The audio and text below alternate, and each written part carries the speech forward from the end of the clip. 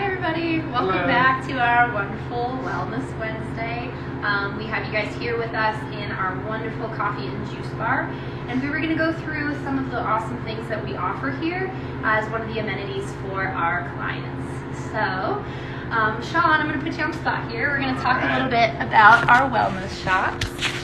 Alright, so as you can see here, this is the ingredients that go into our wellness tonic. First ingredient is the organic apple cider vinegar. We're looking for something that has not been strained, something with the mother, something that's all natural, organic preferably. We have ginger. We have lemon, oregano, garlic, turmeric, and a little cayenne. And then here's what it looks like when complete. Yeah, and so we have two different wellness tonics. One of them is we call it the wellness shot, and then we have the turmeric tonic as well. And again, these are really, really good for the body. They do a lot of good things for us, right? Absolutely. Can you talk to us a little bit about what each one of these things do for us? Starting with the apple cider vinegar, it helps with digestive, probiotics, and just overall wellness. It helps boost immune and basically digestive tract systems. A lot of the same goes for the lemons.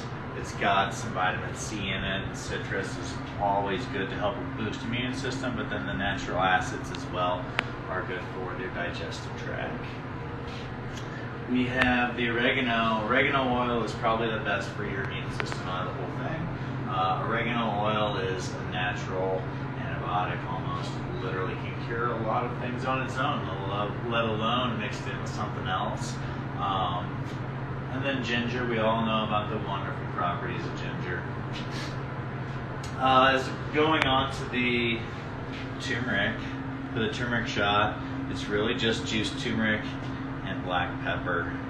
And turmeric is known as a food that not only is a natural Prozac, if you will, but it's also really big for an anti-inflammatory to help keep all of those systems in your body and get a little agitated and inflamed, causing pain and irritation to stay normal. Yeah. And then the black pepper, when we add the black pepper in with that shot, it actually helps the body to absorb the turmeric and all of the positive things that you find inside the turmeric. It helps the body to absorb those things and so that you can use it properly, right? And then lastly, I guess I kind of skipped over, was the garlic. Obviously garlic has many good properties, anti-inflammatory, digestive, and as well as for your immune system. All good things. And then again, this is our final product. It's really potent. It's really wonderful. And again, it can cure some ailments pretty quickly. Keith actually had mentioned earlier in our feed that it saved his life this year. So we actually had him with us during our summit, and he was getting sick, and he took a couple of those and he felt so much better. So we were happy to have helped him there. We'll make sure we get you guys the recipe as well and just post it so you know the correct ratios, and if you have a juicer at home, you can make it there. Perfect. All right, so we're going to move on to our beautiful orange juicer. The Zumaval, it's wonderful. It's pretty fantastic. When this thing is running, it makes the entire building smell like oranges. It's fantastic. So we load all of our beautiful cold oranges up in top here. They self-fill. They go through this, which crushes the orange, and then we have fresh juice that comes out of the spigot at the bottom. So Shawn is going to get this thing running for us. So a little bit about this machine. Not only does it juice the oranges, but it also presses the orange. So you get a lot of the natural juice and oils from the rind and the peel, and the flavor that comes out of it is unmatched, unparalleled. It is literally the most potent, most flavorful orange juice you can find. It's so amazing. It is. It's very dynamic in flavor because of all of those elements. We'll fire it up. There you go. Whitney get in on that action. So here we go, squeezing our juice. squeezes it. It filters it, gets all of the seeds out, squeezes all of that beautiful orange oil into the juice itself.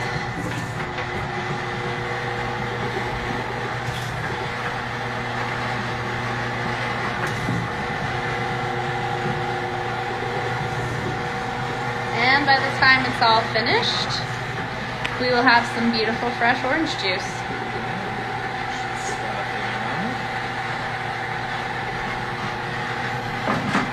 And that's the end product. So, as you can see, the color is nice and dark and rich. Not a pale orange that you would get from like something out of a store. Even the fresh squeezed orange juice you may get at home, squeeze it by hand or the little citrus juicer, it's not quite the same. Yeah, look at how vibrant and rich that is, the viscosity. And these are not special oranges, they're just Valencia oranges. Florida, and they make amazing juice. Yes, they're amazing.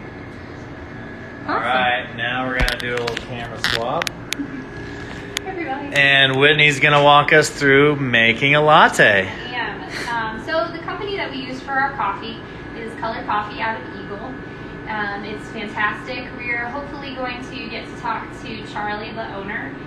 He unfortunately wasn't able to join us today because of they're roasting a huge batch of beans today, but we're going to eventually catch up with him and hopefully get an interview so he can walk you guys through his facility, talk to you a little bit about some coffee drinks, and show you guys some secrets. And I was lucky enough to be here a couple of weeks ago when he stopped by and walked me through a couple of trade secrets about how to use the machines and how to make some beautiful coffee drinks.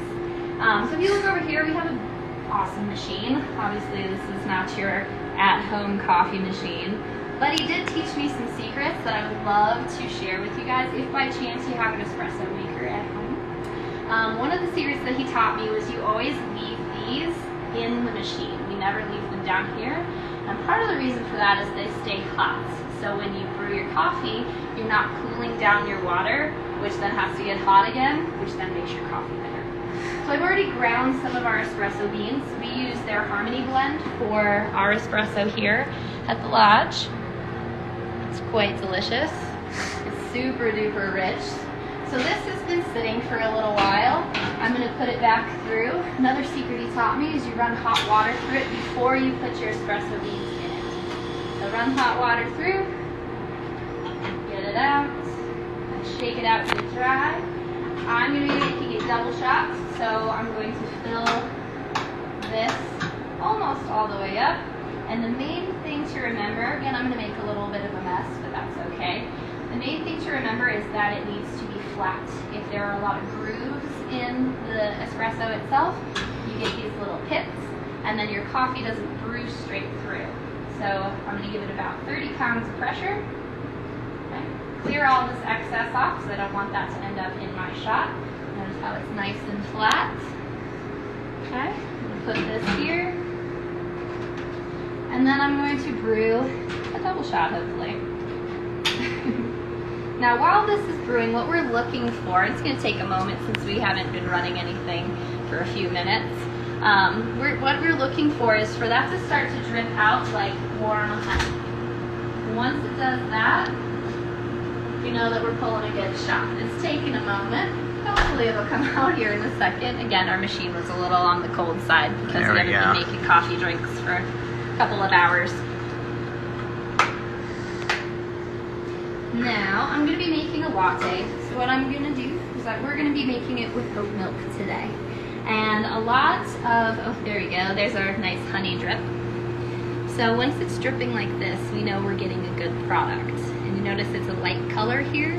It should have this nice frothy crema on the top. Those are the oils that are coming out of the coffee themselves, and that's where a lot of your flavor comes from. Again, we're going to use oat milk for this latte today. We have a lot of people who come into the lodge who are dairy-free or choose to be dairy-free, okay? And oat milk is one of the best ones we can use. Again, Charlie and I were talking about this the other day. This has the right starch component as well as the right protein component to create a really rich, almost whole fat feel. when you're not using dairy milk. So when we're doing this, each one of these has a little line at the bottom of the spout. If you look down here, that's how you know that you filled it to the right amount. All right, I'm gonna have the camera go back to our shot and look at the beautiful crema on the top. All right, that is a good shot right there. I'm gonna move this off to the side. I want it to stay warm. Now, when I'm working with non-dairy milks, the thing that I need to make sure that I'm doing is I need to froth the milk before I steam it. Otherwise, we oversteam the milk, and then it becomes too hot, and then it changes its flavor. So what I'm going to do here is I'm going to put the wand. Now, if you noticed, I cleared it, got all the water out of it. Now I'm going to enter that into my milk at an angle. I'm going to turn it on, and we want to hear it almost sound like tearing paper. See how it froths so quickly? So now I've got the froth. It's starting to roll, starting to kind of spin around, so it's creating a lot of air in there. And now I'm going to put my hand on the bottom, and this should go up to about 120 degrees, which is right about there. All right, so we've got some beautiful froth here. Wonderful. I'm just going to make this in a paper cup today so that I can take it with me back to my office. So, put a couple of pumps of our beautiful syrup in there, give it some flavor. Okay, I'm going to add a lot of my milk into the bottom. I'm going to try to reserve some of that foam from the top. Add my shot. And I'm not going to make any art today. I'm going to leave that for Charlie when we get to talk to him next week. But I'm going to fill it up the rest of the way with my foam. And we have a basic latte, which I'm really excited to drink.